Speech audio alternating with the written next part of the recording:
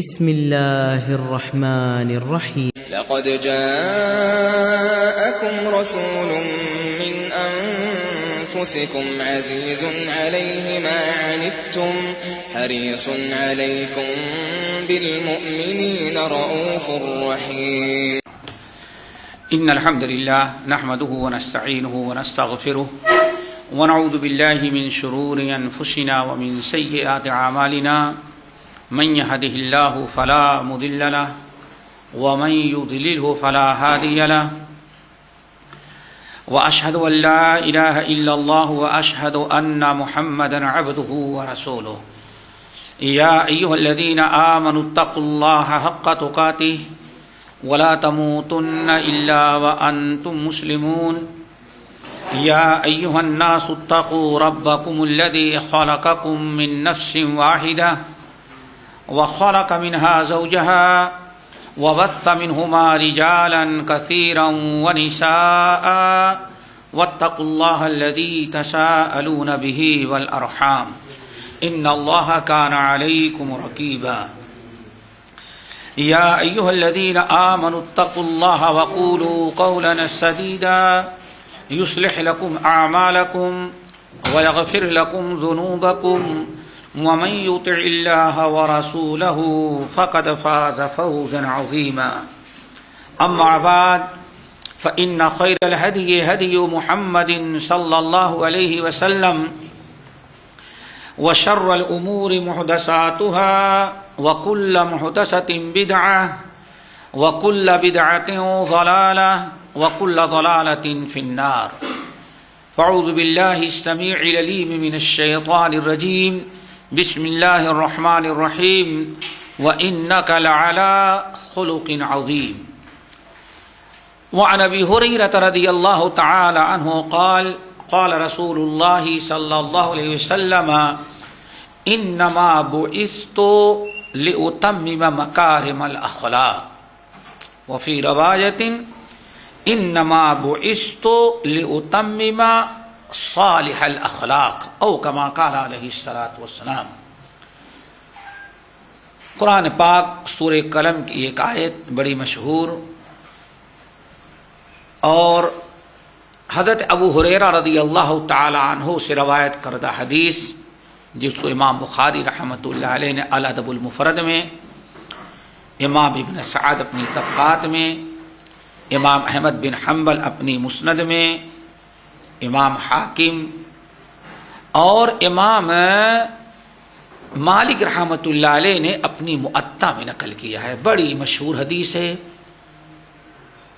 جو میں نے آپ حضرات کے سامنے پڑھی ہے، اور آج جو درس کا موضوع ہے اور جس عنوان پر کچھ کہنا چاہتے ہیں وہ یہ بڑا اہم اور بڑا ہی ضروری موضوع ہے جس کا جاننا سیکھنا ہم تمام لوگوں کے لیے ضروری ہے کہ نبی علیہ السلام کے دنیا میں آنے اور بعثت کے اہم مقاصد کیا تھے۔ یہ تو طے ہے کہ تمام انبیاء کے آنے کا سب سے بڑا مقصد کیا ہوتا ہے؟ دین اسلام کی دعوت، توحید کی دعوت، باپ دادا کے رسم و رواج اور باطل کو مٹانا اور حق کو غالب کرنا۔ یہ تو ایک مسلمہ چیز ہے۔ آخری نبی محمد صلی اللہ علیہ وسلم نے اس مقصد کے علاوہ بھی اپنے بعد اہم مقاصد کا تذکرہ کیا کہ لوگوں مجھے اللہ تعالیٰ نے اس چیز کے لیے بھیجا ہے، مجھے اسی لیے بھیجا ہے۔ انہی اہم مقاصد میں سے ایک بڑا مقصد یہ ہے کہ اخلاق حسنہ کو دنیا میں بالکل عام کر دیا جائے، بد اخلاقی مٹا دی جائے، بد اخلاقی ختم ہو جائے اور اچھے اخلاق دنیا کے اندر عام ہو جائیں۔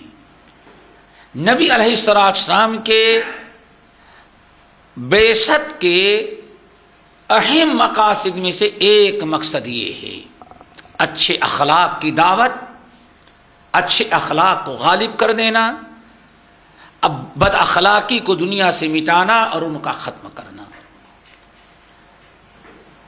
آپ بذات خود عملی طور پر کائنات میں اللہ کے بعد سب سے زیادہ با اخلاق تھے. قرآن پاک نے شہادت دیا کہ وَإِنَّكَ لَعَلَىٰ خُلُقٍ عَظِيمٍ. رسول اللہ صلی اللہ علیہ وسلم نے اپنے تعلیم اور اپنی دعوت کے مقاصد کا تذکرہ کرتے ہوئے فرمایا اے لوگو انما بعثت لأتمم مکارم الاخلاق. اے لوگو انما، یہ لفظ انما ہے، انما آتا ہے حصر کے لیے کہا جاتا ہے، یعنی کسی چیز کو کسی چیز میں محدود کر دینے کے لیے جو لفظ عربی میں آتا ہے وہ انما ہے. انما کسی چیز کو کسی چیز میں محصور کر دینا، محدود کر دینا، متعین کر دینے کے لیے جو لفظ استعمال کیا جاتا ہے وہ انما ہے. انما الہکم الہ واحد، معبود صرف ایک ہی اللہ وحدہ لا شریک. دیکھیں حصر کر دیا گیا. ایسے ہی آنے فرمایا انما بعثت لأتمم مکارم الاخلاق. ہمیں دنیا میں صرف اس لیے بھیجا گیا ہے کہ ہم اخلاق حسنہ کو عام کر دیں، مکمل کر دیں. اس کا 3 مطلب بیان کیا جاتا ہے کہ نبی علیہ السلام کے اس فرمان کہ میری بعثت کا مقصد یہ ہے کہ دنیا میں اخلاق حسنہ عام کر دیں. اس کا کیا مطلب ہے؟ اخلاق حسنہ کی ہم تکمیل کر دیں. اس کا کیا معنی ہے؟ اس کے 3 معنی بیان کیے جاتے ہیں. یہ تینوں معنوں کو سمجھ لینے سے حدیث کا مفہوم سمجھ میں آ جائے گا. پہلا معنی تو یہ ہے، اور اس کو اچھی طرح سے یاد رکھنے کی کوشش کریں. نبی علیہ السلام کی ایک حدیث کو یاد کر لینا، سمجھ لینا، پھر جا کر کے کسی غیر کو سنا دینا، یہ ایسا بہترین عمل ہے کہ اللہ کے رسول نے اس کے لیے دنیا اور آخرت دونوں کی بھلائیوں کی دعا کی ہے. نظر اللہ امرأ سمع مقالتی فحفظها ووعاها ثم اداها كما سمعها. اللہ تعالیٰ میرے اس امتی کو ہر وقت دنیا آخرت میں ہرا بھرا تر و تازہ رکھے، خوش رکھے، جس نے میری کوئی بات سنی اس کو یاد رکھا، محفوظ رکھا اور پھر غیروں کو جا کر بتلا دیتا ہے. تو اس حدیث کے اس فضیلت کے مستحق ہم بنیں. پہلا مطلب یہ ہے کہ اہل عرب جو تھے یہ حضرت ابراہیم علیہ السلام اور ذبیح اللہ حضرت اسماعیل علیہ السلام کی نسل ہیں، اور ان دونوں نبیوں کی یہ اولاد ہیں، ان کے امتی ہیں. اہل عرب دین ابراہیمی پر جب تک قائم تھے تب تک ان کے یہاں اخلاق حسنہ پایا جاتا تھا. جب تک اہل عرب دین ابراہیمی پر قائم رہے، اس پر عمل کرتے رہے، اس پر ڈٹے رہے، تب تک ابراہیم خلیل اللہ اور اسماعیل ذبیح اللہ علیہ السلام نے جن اخلاق حسنہ کی تعلیم دی تھی وہ سارے اچھے اخلاق ان کے ہاں باقی تھے. لیکن جب امر باللحی جیسے بدبخت کے ذریعے عرب میں شرک آیا اور دن بدن بت پرستی بڑھتی گئی، جتنا زیادہ بت پرستی بڑھتی گئی دین ابراہیمی اتنا ہی زیادہ ان سے ختم ہوتا گیا. نتیجہ یہ نکلا کہ پورا عرب جو ہے وہ شرک میں مبتلا ہو گیا. شرک میں جب مبتلا ہوا تو آپ حضرات جانتے ہیں کہ اسلام کا بہت بڑا حصہ اخلاق سے متعلق ہے. اسی لیے نبی علیہ السلام سے پوچھا گیا یا رسول اللہ البر کیا چیز ہے، بر کیا چیز ہے؟ آپ نے فرمایا خلق الحسن، ایمان کیا چیز ہے؟ تو آپ نے فرمایا اچھے اخلاق۔ اچھے اخلاق ایمان سے تعلق رکھتے ہیں۔ جس قوم سے ایمان چلا جاتا ہے تو ایمان کے ساتھ اخلاق بھی چلا جاتا ہے۔ توحید گئی، اخلاق بھی گیا، دین گیا، بد اخلاقی عام ہو گئی۔ تو عمرو بن لحی پہلا انسان ہے جس نے دین ابراہیمی کو بگاڑا۔ اس شام سے مورتیاں لے کر کے آیا اور مورتیوں کی دعوت دی، بت پرستی عام ہوئی، دین ابراہیمی ختم ہوا۔ جب دین ختم ہوتا گیا تو دین کے ساتھ اخلاق بھی چلا گیا۔ کیوں؟ اخلاق دین سے بالکل جڑا ہوا ہے۔ جب بت پرستی عام ہو گئی، شرک لوگوں میں پھیل گیا، ایمان ختم ہو گیا، تو دونوں نبیوں کے دی ہوئی اخلاقی تعلیمات بھی ختم ہو گئی۔ بہت ہی معمولی چیزیں تھیں جو اخلاق کی باقی رہ گئی ہوں، ورنہ اسلامی اخلاق اور انبیاء کی دعوت میں جو اخلاقی چیزیں تھیں وہ سب ختم ہو گئی۔ اب آپ اگر اندازہ لگانا چاہیں تو اسلام سے پہلے عرب کے اندر بد اخلاقیاں کیسی تھیں ان کا مطالعہ کریں گے یا ان کو ہم بیان کرنے لگے تو پورا 1-2 درس چاہیے اس کے لیے، کس قدر بد اخلاقیاں تھیں۔ ایک ادنا درجے کی چیز سامنے رکھیں کہ عرب کے لوگ اپنی بچیوں کو بھی زندہ زمین میں دفنا دیا کرتے تھے۔ اس قوم کے اندر اخلاقی کس قدر گراوٹ ہے کہ جس قوم میں اپنی بچی کو ماں باپ زندہ زمین میں دفنا دے رہے، گاڑ لے رہے ہوں، کتنی بڑی بد اخلاقی۔ اور بے حیائی اور بد اخلاقی کا اندازہ لگانا ہو تو ان واقعات کو دیکھیں کہ شراب نوشی کے بعد وہ دنگے فساد اور وہ بد اخلاقیاں کہ انسان شراب کے نشے میں آ کر کے کوئی عیب نہ سمجھا گیا، حالانکہ اس نے اپنے محرمات ماں بیٹی بہنوں کے ساتھ بھی اپنا منہ کالا کر ڈالا۔ ایسی بد اخلاقی عام ہو گئی تھی۔ نبی علیہ الصلوۃ والسلام جب دنیا میں آئے، اللہ نے رحمت للعالمین کو جب رسول و پیغمبر بنا کر کے بھیجا تو وہ اخلاقی تعلیمات اور وہ اخلاقی چیزیں جو بے دینی کی بنا پر عربوں سے مٹ چکی تھیں، اللہ تعالیٰ نے دوبارہ پھر نبی کے ذریعے ان کو عام کر دیا۔ یہ مطلب کیا؟ انما بعثت لأتمم مکارم الاخلاق۔ اے عرب کے لوگوں اور اے دنیا کے لوگوں، تم میری دعوت کو کیوں ٹھکراتے ہو؟ میری دعوت کا کیوں انکار کرتے ہو؟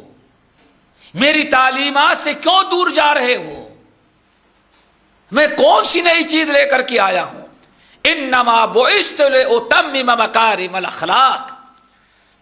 تمہارے آبا و اجداد ابراہیم خلیل اللہ، اسماعیل ذبیح اللہ، ان کی پوری نسل اور پورے عرب کے تمہارے آبا و اجداد شرک آنے کے پہلے جس اچھے اخلاق پر قائم تھے، اللہ نے مجھے صرف اس لیے بھیجا ہے کہ وہی اخلاقی چیزیں پھر دنیا میں عام کر دیں۔ بہت بڑی چیز تھی۔ چنانچہ دیکھیں نبی علیہ السلام نے عام کیا۔ تفصیل میں نہیں جانا چاہتا، یہ پوری حدیث سمجھا دینا چاہتا ہوں آپ کو۔ وہی عرب کے لوگ جو اپنی بچیوں کو زندہ دفنا لیتے تھے، نبی علیہ السلام اس بد اخلاقی کو مٹایا اور یہ اولاد کی تربیت یا بچیوں کی الفت محبت اور اخلاق حسنہ کو اس قدر عام کیا کہ فتح مکہ کے موقع پر ایک بچی تھی جس کے لیے 3 آدمی جھگڑ رہے تھے کہ اس بچی کو میں پالوں گا، حالانکہ تینوں میں سے کسی کی بیٹی نہیں تھی، غیر کی بیٹی ہے، غیر کی بیٹی ہے۔ علی کہتے ہیں اللہ رسول میں اس بیٹی کو پرورش کروں گا، اللہ اکبر۔ دوسرے کہتے نہیں میں اس بچی کو اپنے گھر لے جاؤں گا، تیسرا کہتا میں اس کی پرورش کروں گا، اللہ اکبر۔ وہی قوم ہے، وہی نسل ہے، وہی آنکھیں ہیں، وہی دل ہے، اور وہی مرد ہیں جو اپنی بچیوں کو زندہ دفناتے تھے۔ رحمت للعالمین نے اخلاق حسنہ عام کر دیا تو غیر کی بچیوں اور یتیم بچی کی پرورش کے لیے تینوں جھگڑ رہے ہیں۔ یہ اخلاق حسنہ عام ہوا۔ جانتے ہیں کہ پورے عرب میں ایسی بد اخلاقی عام تھی کہ کوئی انسان باہر چلتا تھا اپنی جان اور اپنے مال کو محفوظ نہیں سمجھتا رہا۔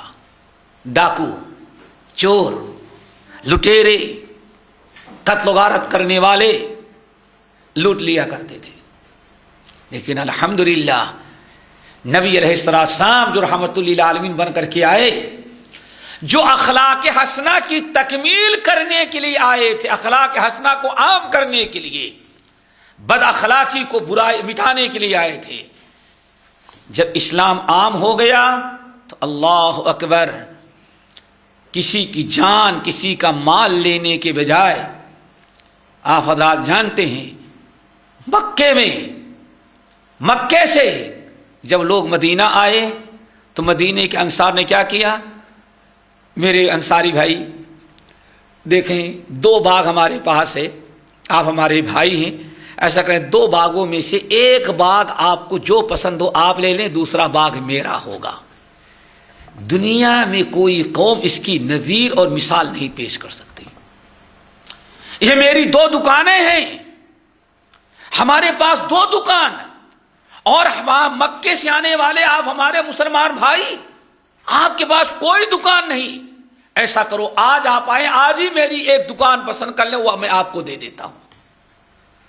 اور وہ صحابی کا واقعہ ذرا دیکھو، گجر نے کہا کہ دیکھو تم اپنے بال بچوں کو مسلمان ہو گئے، تمہارے بیوی بچے کافر رہ گئے، ان مکے والوں نے ان کو پکڑ رکھا ہے، تم بغیر بال بچوں کے ہو، تو 2 بیویاں ہیں، ان میں سے جو تم پسند کرو میں اس کو طلاق دے دیتا ہوں، عدت گزر جانے کے بعد اس سے تم شادی کر لینا تاکہ تمہارا گھر بھی آباد ہو جائے۔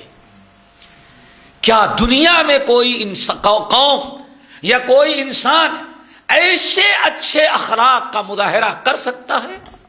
بہت بڑے بڑے لوگ گزرے ہیں لیکن کبھی یہ مثال نہیں پیش کر سکتے۔ اللہ رسول نے کیا بیان فرمایا؟ عربو، اے لوگو، تمہارے یہاں سے جو یہ اخلاق، ایثار، قربانی، ہمدردی سب ختم ہو گئی تھی، اللہ تعالیٰ نے مجھے اسی اخلاق حسنہ کو دوبارہ عام کرنے کے لیے تمہارے یہاں بھیجا ہے۔ انما بعثت لأتمم مکارم الاخلاق۔ جو عرب کی قوم غیروں کے لٹیرے تھے، بد اخلاقی تھی، اللہ تعالیٰ نے اس قدر اللہ رب العالمین ان کے لیے اخلاق حسنہ عام کیا۔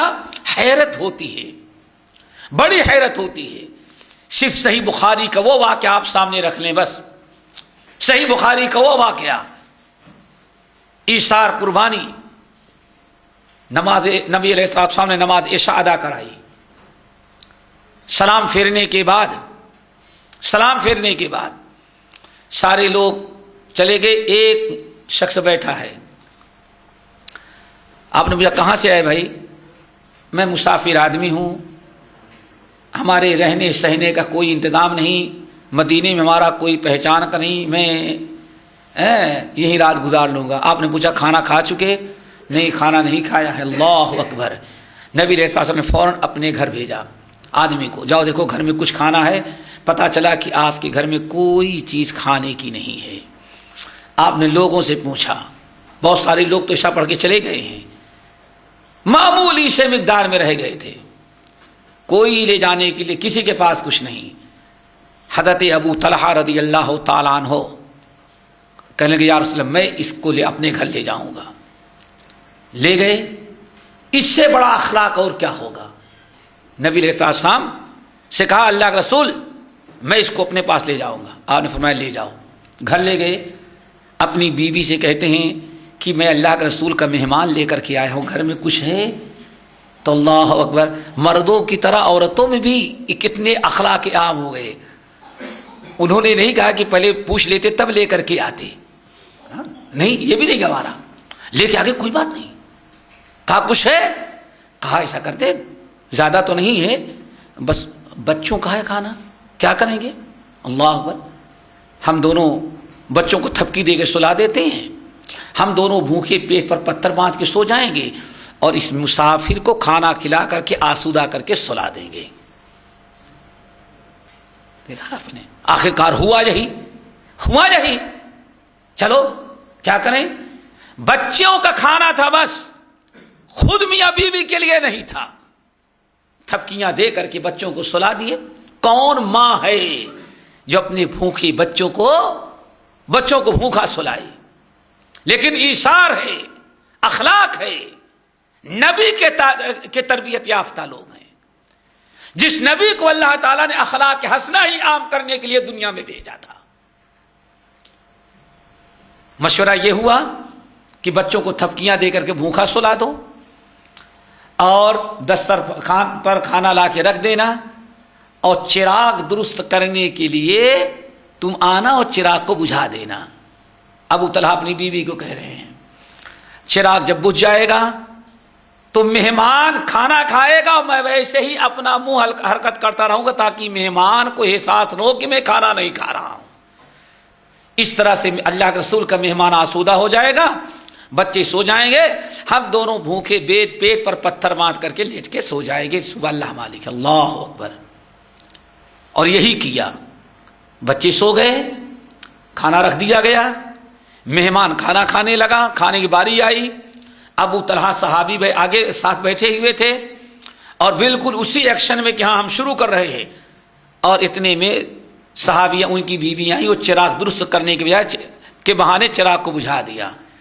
جب تک مہمان کھانا ختم نہیں کر دیا تب تک صحابی رسول اپنے منہ کو ایسے حرکت کرتے رہے تاکہ مہمان کو پتہ نہ چلے. سو گئے پتھر باندھ کر کے. صبح نبی علیہ السلام جیسے سلام پھیرے فجر کی, ہاں ابو طلحہ تم نے تمہاری بیوی نے مہمان کے ساتھ کیا کیا؟ اللہ رسول میں نے کھانا کھلا کے سلایا. نہیں تم دونوں تو پیٹ بھر کر کے سویا, کیسے کھلایا؟ پورا قصہ بیان کیا. تو اللہ رسول نے فرمایا تم میاں بیوی دونوں سوئے تھے, تمہاری تعریف میں اللہ نے قرآن پاک کی آیت نازل کر دی, وَيُؤْثِرُونَ عَلَىٰ أَنفُسِهِمْ وَلَوْ كَانَ بِهِمْ خَصَاصَةٌ. یہ ایسے لوگ ہیں کہ اپنی اشد ضرورت اور بھوک پر اپنے دوسرے مسلمان بھائی کی بھوک کو ترجیح دیتے ہیں. قیامت تک میاں بیوی کی تعریف ہو رہی ہے. یہ ہے میرے بھائی اخلاق حسنہ.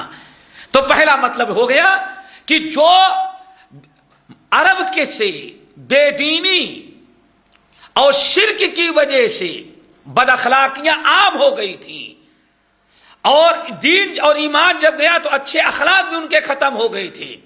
گنے چنے چند باتیں اچھے اخلاق کے رہ گئے تھے. نبی علیہ السلام کو اللہ نے مبعوث فرمایا تو آپ نے اعلان کر دیا اے لوگو میری حقیقت سمجھو, دنیا میں میرے آنے کا مقصد سمجھو, اللہ نے مجھے کیوں تمہارے یہاں بھیجا ہے. انما بعثت لاتمم مکارم الاخلاق.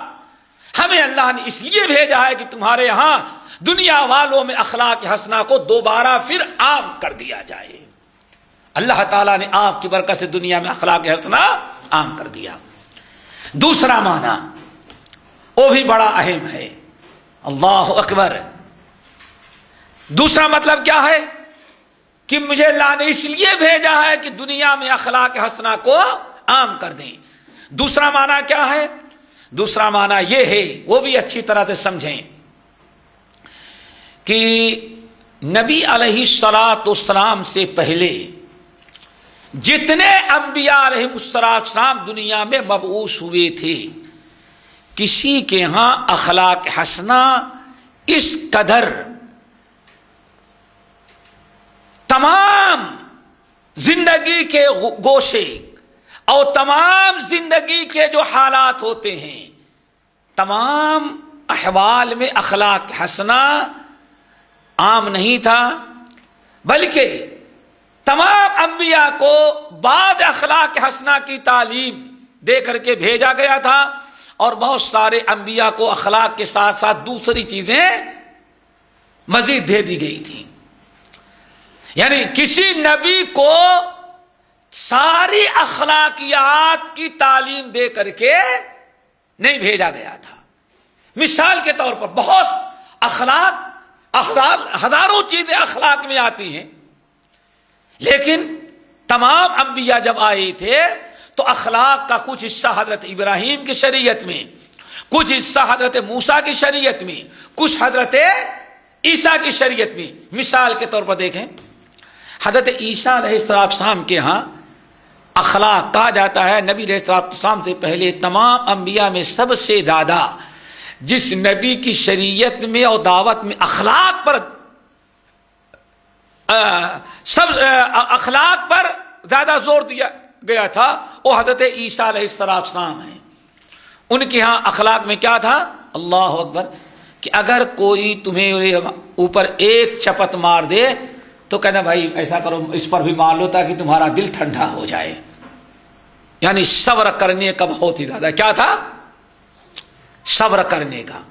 اور ہمارے نبی جب آئے اللہ اکبر تو حضرت آدم سے لے کر کے حضرت عیسیٰ تک وہ تھوڑے تھوڑے اخلاق حسنہ جو تمام شریعتوں میں تھی، اللہ تعالیٰ نے ہمارے نبی کو سارے انبیاء کے اخلاق حسنہ لائے ہوئے سارے اخلاق کو ایک ہی ساتھ دے کے بھیج دیا. تو اللہ رسول نے کیا بیان فرمایا؟ ہر نبی کے ہاں جو اخلاق میں کچھ کمی، تعلیمات میں کمی تھی، اللہ نے ہمیں اس لیے بھیجا کہ پورے سارے اخلاق کو دنیا والوں کے سامنے ہم آ کر کے پیش کر دیں. اور نبی علیہ السلام نے آ کر کے پیش کیا اور اپنی امت کو پورے اخلاق حسنہ سے آراستہ اور پیراستہ کر دیا. ایک چھوٹی سی مثال دیں. نبی علیہ السلام جو شریعت لے کر کے آئے اس میں صرف صبر کرنا نہیں ہے، صبر کرنا تو ہی ہے جو اخلاق حسنہ کا بہت بڑا رکن ہے. وَالْكَاظِمِينَ الْغَيْظَ وَالْعَافِينَ عَنِ النَّاسِ وَاللَّهُ يُحِبُّ الْمُحْسِنِينَ. صبر بھی کرو، اللہ اکبر، کیا کرو؟ صبر بھی کرو، معاف بھی کرو، اور سامنے والے کے ساتھ احسان بھی کرو. اللہ اکبر، کتنا عموم ہے. عیسیٰ علیہ السلام کے ہاں سے کیا تھا؟ صبر کر لو. اور ہمارے ہاں کیا ہے؟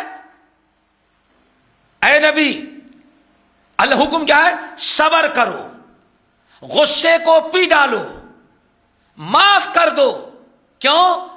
آپ کے ساتھ بھائی نے ظلم کیا، صبر تو کر لیا لیکن قیامت کے لیے انتظار کر رہے ہیں، چلو وہاں پکڑیں گے. تو میرے بھائی مکمل اخلاق تو نہیں ہوا. آئی بات سمجھ میں نا؟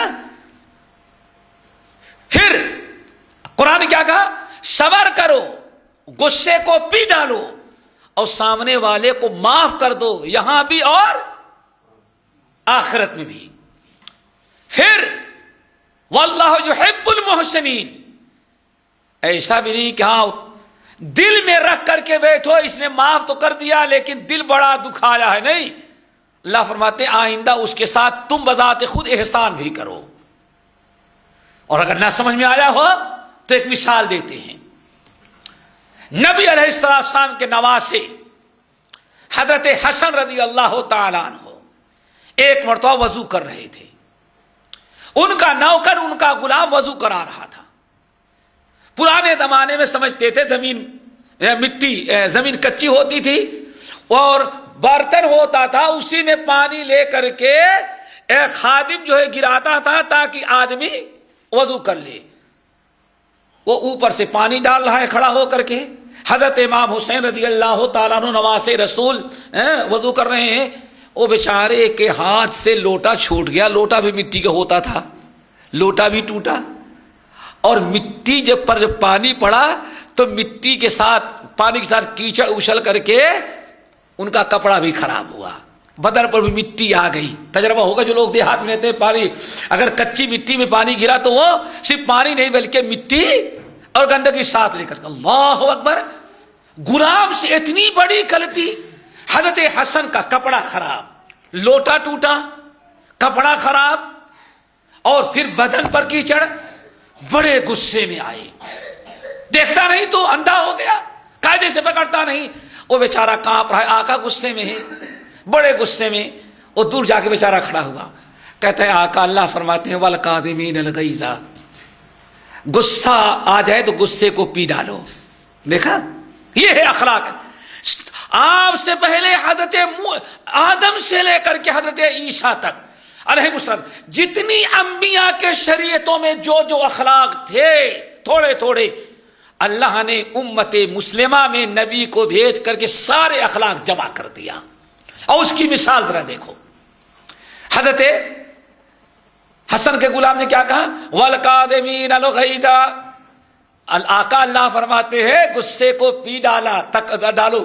نیک لوگ تقوی والے وہ ہیں، جنت ان کے لیے ہے.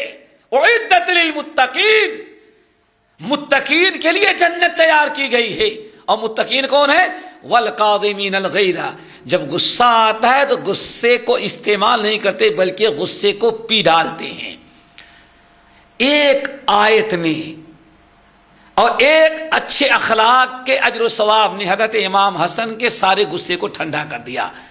کہا قدم تو گئے دی، چل ہٹ، میں پی ڈالا غصہ، چلے جاؤ. پھر کچھ دور گیا، کہا کہ آقا اللہ فرماتے ہیں والعافین عن الناس، اور لوگوں سے معاف کر دینا. ایسا نہیں غصے کو پی ڈالا ہم کو نکال دے یا ہمیں سزا دے، نہیں. اللہ فرماتے والعافین عن الناس، لوگوں متقی وہ ہیں جو غصے کو پی ڈالتے ہیں اور لوگوں کو معاف کر دیتے ہیں. اس کا حوصلہ اور بڑھا، تھوڑی دور اور کھڑا ہوا. کہا آقا اللہ تعالیٰ نے آگے بھی بیان فرمایا کہ واللہ یحب المحسنین، احسان کرنے والے اس کو اللہ بہت پسند کرتے ہیں. ہنس پڑے. کہا میں سمجھ گیا، جا میں نے تجھے احسان کے تیرے پاس تجھ پر احسان کر کے تجھے اپنی غلامی سے آزاد کر دیا. یہ اخلاق حسنہ ایک نہیں، سارے اخلاق حسنہ نبی علیہ السلام لے کر کے آئے. اور آپ نے فرمایا انما بعثت لاتمم مکارم الاخلاق، اللہ نے مجھے اس لیے بھیجا ہے کہ اخلاق حسنہ کو پورا کر دیا جائے. ایسا نہیں سابقہ شریعتوں میں جو تھوڑے تھوڑے سب میں تھے ہم بھی تھوڑے لے کر کے، نہیں، سارے اخلاق حسنہ کی کوئی چیز ایسی نہیں جو ہم دنیا کے اندر لوگوں میں پھیلا نہ دیں. یہی وہ مطلب ہے سورۃ قرآن پاک کی اس آیت کا جس میں اللہ نے فرمایا تمام انبیاء کا تذکرہ، تمام انبیاء کا، سورۃ الانعام کے اندر تمام انبیاء کا تذکرہ کرنے کے بعد فرمایا اولئک الذین ھداھم اللہ فبھداہ مقتدی. اے ہمارے نبی، یہ انبیاء ہیں، ان میں ایک نبی نہیں، جتنے انبیاء علیہ السلام آپ سے پہلے گزرے ہیں، فبھداہ مقتدی، ان کے تمام اچھی چیزوں کی آپ پیروی اور اقتداء کریں. کیا مطلب ہوگا؟ جتنے اخلاق حسنہ ان کے ہاں جتنی اچھائیاں تھی وہ ساری آپ کو اپنانی ہے اور امت کو پہنچانا ہے. یہ دوسرا معنی ہوا. تیسرا معنی میرے بھائیوں یہ ہے اللہ اکبر کہ جتنی شریعتیں اسلام سے پہلے آئی تھیں ان میں اخلاق حسنہ تو تھے، الحمدللہ ہر نبی کے ہاں اخلاق تھے، لیکن اخلاق حسنہ کا وہ درجے کمال اور وہ اعلیٰ مقام و مرتبہ کسی شریعت میں حاصل نہیں تھا جو ہمارے نبی کی لائی ہوئی شریعت میں اخلاق کو درجے کمال. اسی لیے دنیا میں کسی نبی نے اپنی بعثت کا اور اپنے دنیا میں آنے کا مقصد یہ نہیں بیان کیا کہ اللہ تعالیٰ نے ہمیں اخلاق حسنہ عام کرنے کے لیے بھیجا ہے. صرف آخری نبی محمد صلی اللہ علیہ وسلم ہیں جنہوں نے فرمایا انما بعثت لاتمم مکارم الاخلاق. اور بعض اہل علم کہتے ہیں یہی معنی اس حدیث کا ہے. اس معنی کی تائید میں وہ حدیث ہے جو بڑی مشہور کہ اس میں نبی علیہ السلام فرماتے ہیں اللہ اکبر، ہماری مثال اور تمام انبیاء کی مثال کیسی ہے؟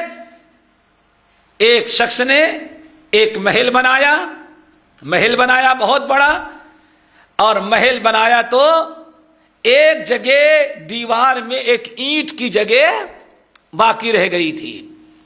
محل تیار کرنے کے بعد بہت سارے آج کی اصطلاح میں بڑے بڑے انجینئر، کیا کہتے ہیں؟ انجینئر کہتے ہیں نا، بلڈنگ، سول انجینئر، جتنے سول انجینئر مل سکتے تھے سب کو بلایا، کہا دیکھو میں نے محل تیار کرایا ہے، آپ کے فن کے اعتبار سے اس کے اندر کوئی نقص تو رہ گیا ہے۔ پورے محل کو دیکھنے کے بعد جتنے سول انجینئر تھے سبوں نے بہت پسند کیا، لیکن جب وہاں پہنچے جہاں ایک اینٹ رہ گئی تھی، ایک اینٹ کی جگہ خالی، تو سارے انجینئروں نے کہا بس ساری چیزیں مکمل ہیں، بس ایک چیز ناقص رہ گئی ہے۔ اللہ اکبر!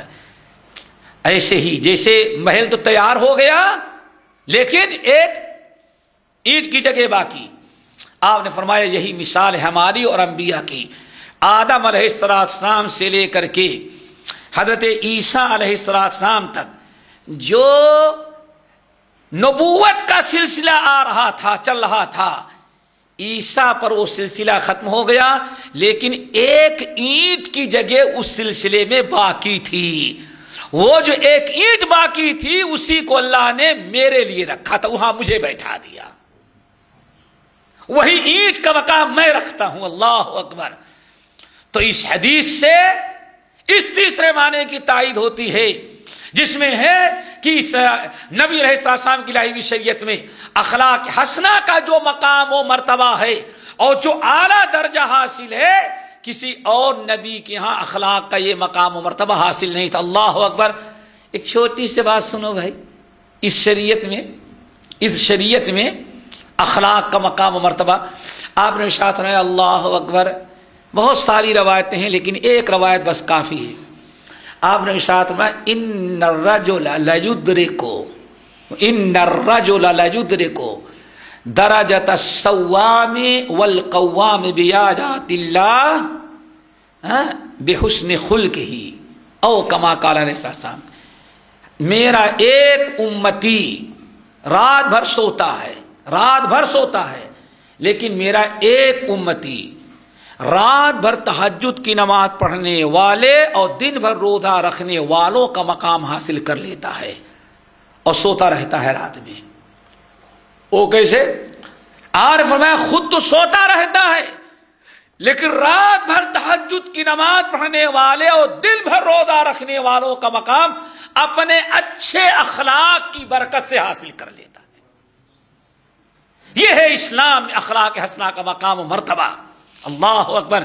عرب کے لوگوں نے اس کی تصدیق کی، اسی لیے اللہ اکبر! عرب کا ایک بڑا مشہور حکیم ارے چلو دوا دینے والا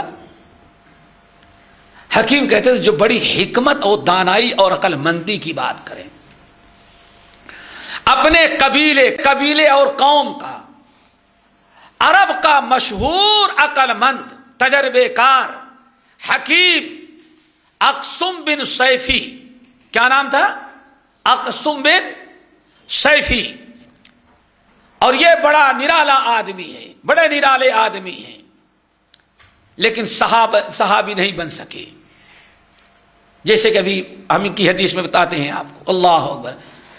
اور اہل علم نقل کرتے ہیں کہ بڑی خوبیاں اس شخص کے اندر جو پائی جاتی تھی ان میں ایک خوبی یہ بھی ہے کہ یہ بڑے عمر دراز تھے۔ ایک روایت کے مطابق 330 سال ان کی زندگی تھی۔ کتنی؟ 330 سال کی زندگی انہیں ملی تھی، زندہ تھی۔ اللہ اکبر! ماشاء اللہ 330! اللہ! جب انہوں نے سنا نبی علیہ السلام کے متعلق، ان کو معلوم ہوا کہ کوئی ایسا شخص پیدا ہوا ہے جس کے اندر جو کہتا ہے ہم نبی ہیں اور بہت سارے لوگ ان کے دشمن بنتے جا رہے ہیں اور کچھ لوگ ان پر ایمان لا رہے ہیں. تو یہ بڑے تجربے کار تھے اور بڑے حکیم تھے, بڑے عقل مند اور اپنے قوم اور قبیلے کے سردار تھے. ان کو جب اطلاع ملی تو انہوں نے اپنے قوم کو اعلان کیا, بھائی میں نے سنا ہے کہ مکے میں ایسے ایسے ایک شخص پیدا ہوئے ہیں, میرا دل چاہ رہا ہے کہ میں جا کر کے ان سے ملاقات کروں, مکے میں جا کر کے ان سے ملوں, ان سے تبادلے خیال کروں, ان کی حقیقت معلوم کروں.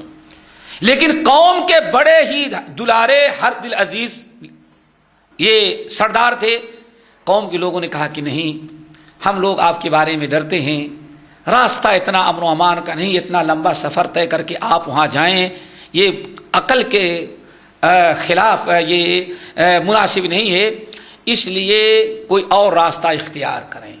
تو انہوں نے اپنے 2 عقل مند بہترین نوجوان قابل اعتبار 2 آدمیوں کو نبی علیہ السلام کے پاس بھیجا اور کہا جاؤ ان سے صرف 3 سوال کرنا. اللہ اکبر, کتنے سوال؟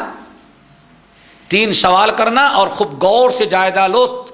ایک تو تینوں سوال کرنے کے بعد جواب سننا کہ جواب کیا دے رہے ہیں, اور جواب بھی یاد رکھنا, اور مزید اپنی آنکھوں سے ان کے کردار, چال چلن, ان کے احوال کا معائنہ کرنا اور ذرا اچھی طرح سے جائزہ لے لینا. کہا جاؤ 2 شخص کو بھیجا, کہا جا کر کے 3 سوال کرنا. نمبر 1 من انتا, من انتا. نمبر 2 وما انتا. نمبر 3 بما جئتا.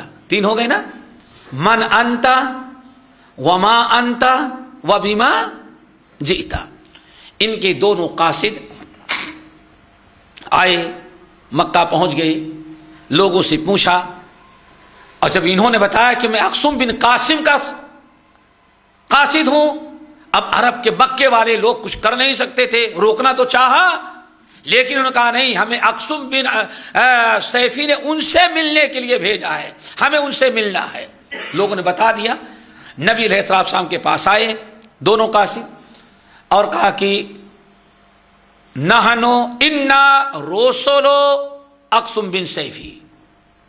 حضرت میں اقسم بن سیفی کے ہم دونوں قاصد ہیں.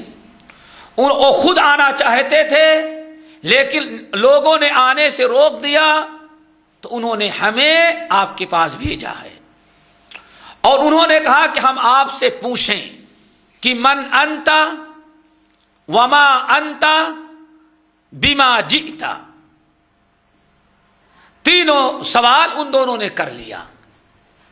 چونکہ اقسم بن سیفی نے کہا تھا 3 سوالوں کا جواب غور سے سننا اور یاد رکھنا اور ہمیں آ کر کے بتانا. لکھنے پڑھنے کا کوئی رواج اس زمانے میں نہیں تھا, نہ تو موبائل اور کیا کہتے ہیں وہ کیمرہ اور ٹیپ ریکارڈ یہ تھا, بس زبانی معاملہ تھا. سنے, اللہ اکبر, اخلاق ذرا دیکھیں. سب سے پہلا سوال کیا تھا؟ من انت, آپ کون ہیں, آپ کون ہیں. اللہ اکبر. نبی علیہ السلام نے اپنے دادا کا نام بتایا نہ, بہت بڑھا چڑھا کر کے, بس اتنا کہا. 3 سوالوں کا جواب سنتے جائیں. اما من انتا, تم لوگوں کا یہ سوال کہ آپ کون ہیں, تو سنو. فانا محمد ابن عبداللہ, میں محمد ہوں اور عبداللہ کے بیٹے ہوں. اللہ اکبر. نہ اس سے زیادہ کوئی اپنا خاندان بتایا, نہ قبیلہ بتایا, نہایت سادگی کے ساتھ, تواضع کے ساتھ, ایک جملے میں. تم پوچھتے ہو من انتا, آپ کون ہیں, تو بھائی میرے بارے میں کیا پوچھتے ہو؟ انا محمد ابن عبداللہ, نہایت سادگی کے ساتھ, میں محمد ابن عبداللہ ہوں, میرا نام محمد ہے اور میرے باپ کا نام عبداللہ. بس. اللہ. وہ دونوں سوچتے ہیں تو بڑا معمولی آدمی, اتنا مختصر.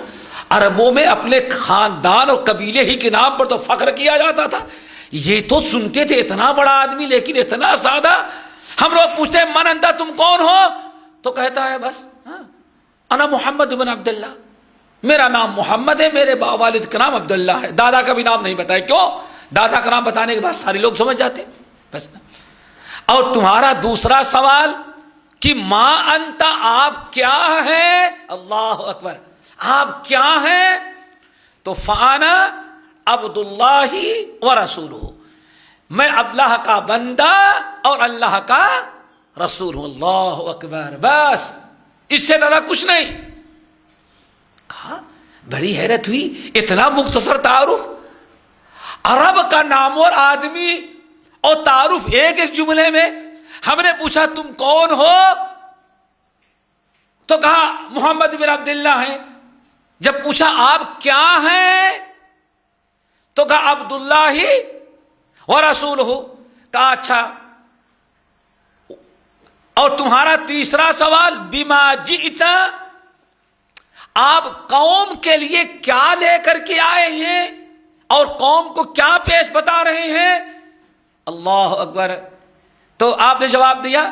رہا تمہارا تیسرا سوال کہ میں کیا لے کر کے آیا ہوں، تو میں کیا لے کر کے آیا ہوں؟ جو کتاب لے کر کے آیا ہوں اس کی ایک آیت ہے، ان اللہ یأمر بالعدل والاحسان وایتاء ذی القربى وینہی عن الفحشاء والمنکر والبغی یعظکم لعلکم تذکرون۔ سورۃ النحل 14ویں پارے کے مشہور آیت تلاوت کی، بس اس سے زیادہ کوئی بات ہی نہیں کیا۔ جب پہلا جواب دیا کہ میں محمد بن عبداللہ ہوں، خاموش۔ دوسرا جواب دیا انا عبداللہ و رسولہ، خاموش۔ لیکن جب آپ نے تیسرے سوال کا جواب دیا کہ بما جئتا، آپ اللہ کے رسول ہیں، تو لوگوں کے پاس کیا لے کر کے آئے ہیں؟ تو آپ نے سورۃ النحل کی آیت تلاوت کی، ان اللہ یأمر بالعدل والاحسان وایتاء ذی القربى وینہی عن الفحشاء والمنکر والبغی یعظکم لعلکم تذکرون۔ بڑی اہم آیت ہے، کہا جاتا ہے قرآن پاک کی سب سے عظیم ترین آیت ہی ہے۔ وہ کیا مطلب ہے؟ اس میں 3 عظیم ترین چیزوں کے کرنے کا حکم دیا اور 3 بڑی برائیوں سے روکا ہے۔ ان اللہ یأمر بالعدل، اللہ تعالیٰ تم کو عدل و انصاف کا حکم دیتے ہیں، اور پورا عرب جو ہے ناانصافی سے بھرا تھا۔ ان اللہ یأمر بالعدل، اللہ تعالیٰ تمہیں عدل و انصاف کا حکم دیتا ہے۔ وایتاء والاحسان، اور اللہ تعالیٰ تم کو حکم دیتا ہے کہ اللہ کے مخلوق کے ساتھ احسان کرو۔ اللہ اکبر۔ وایتاء ذی القربى، اور اللہ تیسری چیز کا حکم دیتا ہے کہ تم اپنے قرابت داروں رشتہ داروں کو دیا کرو، صلہ رحمی۔ یہ 3 چیزیں کرنے کی ہیں۔ وینہی عن الفحشاء والمنکر والبغی، اور اللہ تعالیٰ تم کو فحشا بے حیائیوں سے روکتے ہیں، منکرات برائیوں سے روکتے ہیں، اور کس سے روکتے ہیں؟ والبغی، دوسروں پر ظلم و زیادتی سے روکتے ہیں۔ 3 چیزیں کرنے کی اور 3 چیزیں نہ کرنے کی۔ یعظکم لعلکم تذکرون، اللہ تمہیں یہ نصیحت کرتا ہے کاش کہ تم سمجھو اور عبرت و نصیحت حاصل کرو۔ جب یہ تیسرے سوال کا جواب سنا تو دونوں حیرت میں، اردو علیہ، اچھا محمد ایک مرتبہ اور ذرا پڑھ کے سناؤ۔ اللہ اکبر۔ اللہ رسول پھر پڑھا، ان اللہ یامر بالعدل والاحسان وایتاء ذی القربى وینہی عن الفحشاء والمنکر والبغی یعظکم لعلکم تذکرون۔ ایک مرتبہ اور پڑھتے ہیں، اور پڑھیں۔ پھر آپ نے پڑھا، اتنا زیادہ آپ بار بار پڑھتے رہے، ان کے کہنے پر پڑھ رہے تھے۔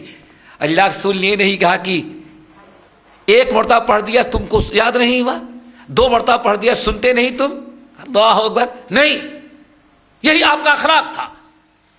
جب تک انہوں نے یہ نہیں کہا ہم نے یاد کر لیا، تب تک آپ خاموش ہوئے ہی نہیں۔ اللہ اکبر، اتنا کہا اور پھر اٹھ کر کے چلے گئے۔ اللہ اکبر۔ اب ان دونوں کو بڑی حیرت، بھائی یہ تو کیا لے کر کے آئے ہو، تو کچھ بڑی پیاری بات بتا دی، لیکن تم کون ہو؟ پہلے سوال کا جواب محمد بن عبداللہ، اتنی بات تو اتنی بڑی، اور آدمی اتنا معمولی تعارف. تو اب وہ مکے میں گھومنے لگی، وہ دونوں جو آئے تھے اقسم بن سیفی کے دونوں قاصد. پوچھتے بھائی یہ محمد بن عبداللہ جو ہیں ان کا نسب حسب خاندان قوم قبیلہ کیا ہے؟ تو جس کے پاس جاتے یہ نہیں پوچھتے تھے کہ وہ سچے رسول ہیں یا کہ نہیں، صرف وہ پوچھتے بھائی ان کا نسب کیا ہے. ارے جہاں گئے تو پتا چلا کہ پورے مکے کا پورے عرب کے سب سے اچھے نسب کا آدمی ہے وہ. کہتے ہیں پورے مکے کو چھان ڈالا ہم لوگوں نے کہ کوئی ایک آدمی کہے ہاں یہ نیچ ذات کا ہے، نیچ برادری کا ہے. کہتے ہیں پورے مکے کے گلیوں کو چھان ڈالا، پورے مکے کے لوگوں سے میں نے پوچھا فوجدنا انہ ذاکی النسب، اس نتیجے پر پہنچا کہ کائنات میں اس سے اچھے نسب اور اچھی برادری کا کوئی انسان ہے ہی نہیں ہے. کہتے ہیں اب اطمینان ہوا کوئی یہ معمولی آدمی نہیں ہے. کلے کو وہاں سے اٹھے واپس اپنے وطن آئے، اقسم بن سیفی سے ملے. انہوں نے پوچھا کیا جواب دیا؟ کہا صاحب بس کیا بتائیں، آپ نے پہلا سوال ہمیں کہا تھا پوچھو کہ من انتا، تم کون ہو؟ ہم لوگوں نے پوچھا تو اس نے بڑے سادے لفظ میں کہا کہ انا محمد بن عبداللہ.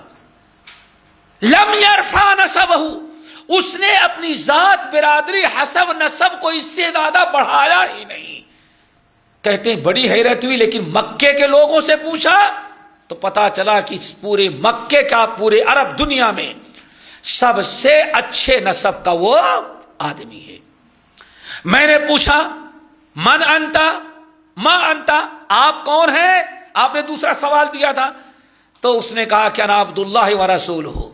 آپ کا تیسرا سوال جب میں نے کیا وَبِمَا جِئْتَ، ارے میاں تم کیا لے کر کے آئے ہو قوم کے پاس؟ اگر رسول ہو تو اللہ نے کیا لے کر کے بھیجا؟ تو کہا کہ اس نے اللہ اکبر ردد علینا رما علینا بکلمات، چند جملے ایسے اس نے پڑھے کہ آج تک زندگی میں ایسے بااثر کلمات میرے کانوں نے نہیں سنا تھا. اللہ اکبر، یہ قرآن کی تاثیر ہے. لیکن افسوس آج مسلمانوں کو قرآن میں وہ تاثیر نہیں جو تاثیر ان کو قوالی میں ملتی ہے، اور وہ بھی کہیں میوزک کے ساتھ گانا ہو تو اس کا نام رکھ دیا روحانی غذا. شیطانی غذا کا نام کیا رکھ دیا؟ کیونکہ یہاں خناس بیٹھا ہوا ہے. ورنہ اگر دل صاف ہو تو قرآن سے زیادہ پرتاثیر کلمات کائنات میں کسی کے کلام میں ہو ہی نہیں سکتا. ان دونوں نے کہا رما علینا بکلمات، ارے کیا بتائیں، چند جملے اس نے ہم کو پڑھ کے سنایا، وہ ایسے با اثر دل میں ایسے گھس جانے والے کہ اس سے بہترین کلمات آج تک ہم لوگوں نے نہیں سنا تھا. اقسم نے کہا یاد ہے تمہیں وہ تینوں وہ چند کلمات یاد ہے؟ ان دونوں نے کہا صاحب اس وقت تک ہم نے ان کو نہیں چھوڑا، بار بار پڑھواتے رہے جب تک کہ ہم نے یاد نہیں کر لیا. کہا وہ کیا ہے؟ تو ان دونوں قاصدوں نے کہا ان اللہ یأمر بالعدل والاحسان وایتاء ذی القربى وینہی عن الفحشاء والمنکر والبغی یعظکم لعلکم تذکرون.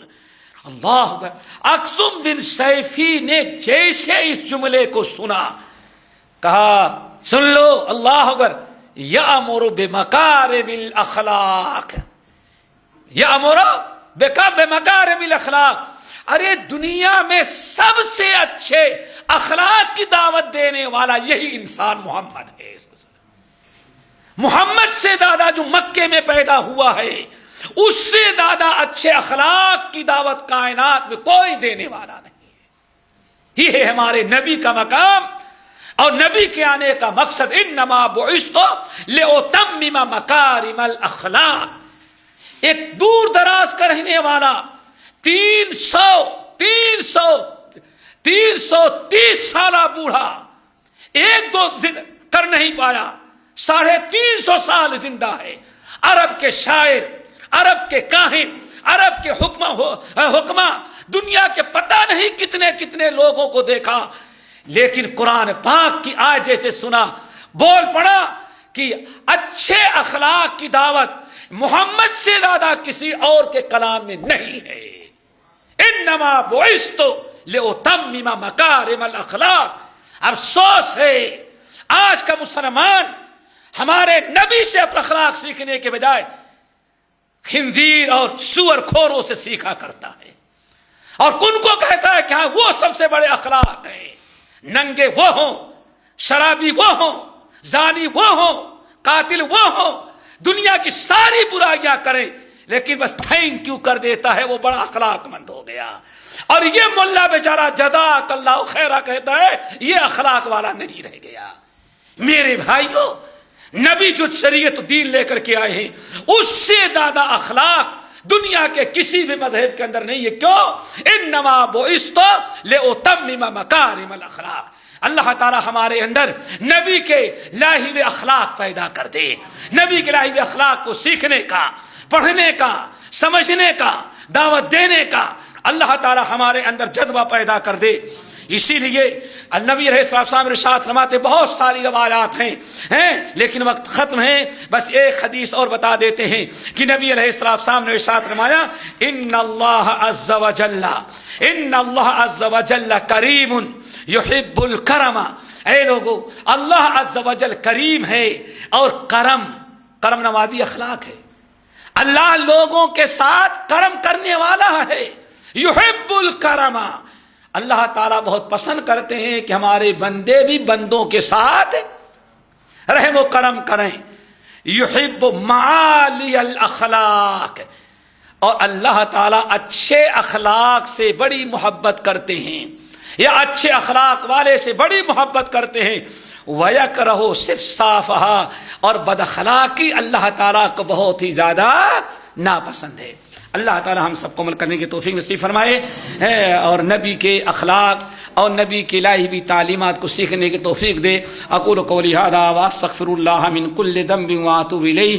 کسی بھائی کی طرف سے سوال آیا ہے، کیا رسول اللہ صلی اللہ علیہ وسلم کی سنتوں کو ترک کر دینا گناہ کبیرہ میں شامل نہیں ہے؟ بالکل ہے.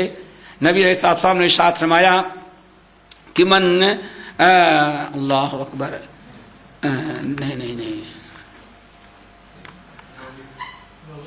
من رغب عن سنتی فلیس منی. جو میری سنت سے اراد کرے وہ ہم میں سے نہیں ہے. اللہ اکبر. امام ترمذی اپنی سنن میں، امام حاکم اپنی مستدرک میں، امام بہقی شعب الایمان میں ام المومنین عائشہ رضی اللہ تعالیٰ عنہ سے نقل کرتے ہیں کہ اللہ رسول نے ارشاد فرمایا، ستۃ لعنتہم ولعنہم اللہ. 6 قسم کے بدبخت ایسے ہیں ہم نے ان پر لعنت بھیجی ہے اور اللہ بھی ان پر لعنت بھیجتے ہیں. وَكُلُّ نَبِيٍّ يُجَابُ. اور ہر نبی کی دعا اور بد دعا قبول کی جاتی ہے. سمجھ گئے نا؟ تو وہ 6 میں سے کون ہے؟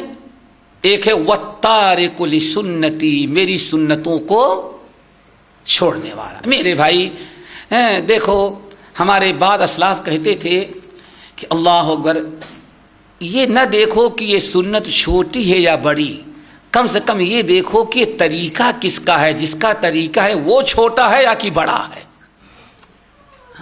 سوچو ذرا سا. سنت کیا ہے؟ نبی کا طریقہ. نبی کا کوئی عمل چھوٹا کہہ کر کے نہیں چھوڑ دینا چاہیے. اللہ رسول نے کیا فرمایا؟ یا عائشہ تو ایاک و محقرات الذنوب. اے عائشہ، کبھی کسی گناہ کو معمولی سمجھ کے کرنا نہیں اور کسی نیکی کو معمولی سمجھ کر چھوڑنا نہیں. تو ہمیں کرنا چاہیے. اللہ اکبر. شامل ہیں جس طرح ہمارے اکثر بھائی کپڑوں کو ٹکنے سے اوپر تک پہننا عیب سمجھتے ہیں. عیب نہیں سمجھنا چاہیے. ہمارے ہاں الحمدللہ سارے آنے والے اوپر ہی رکھتے ہیں. ماشاءاللہ سب کی پینٹ اونچی ہے. الحمدللہ. دیکھو عثمان کی بھی اونچی ہوگی. دیکھو وہ کھڑے، دیکھو. ہاں دیکھو ابھی دیکھو کھڑے. الحمدللہ. یہ اللہ تعالیٰ دیکھے بھائی، اگر کسی کے نیچے ہے تو اوپر کرنے کی کوشش کریں. سمجھ گئے نا؟ یہ بہت بڑا جرم قرار دیا گیا ہے اور اللہ رسول نے منع کیا ہے. بہت زیادہ لعنت بھیجی. اس لیے اس کو معمولی نہ سمجھا جائے، اس کو گناہ سمجھا جائے. اور داڑھی کو بڑھانا بھی معمولی سمجھتے ہیں. اس کی تھوڑی سی تشریح کیجئے. تشریح مکمل ہو گئی. الحمدللہ. دیکھیں بھائی کتنی لمبی داڑھی رکھے ہیں, یہ بھی رکھے ہیں, اور جو رکھ رہے ہیں الحمدللہ وہ نیچے ہی کی طرف جا رہی ہے, اوپر کی طرف نہیں جا رہی ہے. اور جو نہیں رکھے ہیں ان سے بھی گزارش کرتے ہیں کہ نبی کی بہترین سنت ہے. اور اس زمانے میں مسلمانوں کو کیا غیروں کو ڈرانے کا سب سے بڑا اسلحہ ہے. اس سے زیادہ خوف آج دنیا میں کسی اور کو نہیں ہے. تو ہو سکتا ہے اس کا بھی ثواب آپ کو مل جائے گا انشاءاللہ.